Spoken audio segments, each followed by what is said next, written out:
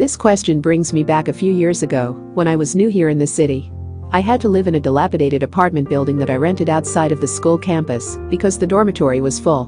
When I moved in and tidying up my things, I noticed a middle-aged man staring toward my direction from the building across the street from my apartment. I wasn't entirely sure, but it felt like he was looking straight at me. That went on for a while, but he never did anything else that had made me feel uncomfortable, so I just ignored him. While I was walking back home past midnight, a masked man lunged at me just a few meters from my apartment building and pointed a knife at me, demanding that I hand over my bag. I shoved it to his face and bolted toward my apartment building.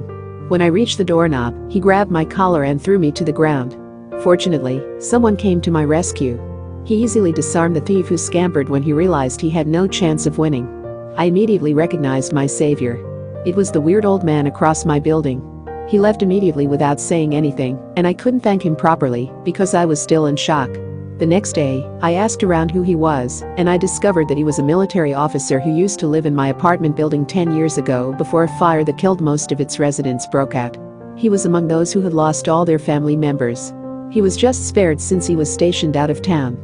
Perhaps due to overwhelming grief, he finally snapped and couldn't stop staring at that building, even after moving to another apartment and living there for nearly 10 years. I'm very thankful to him for what he did.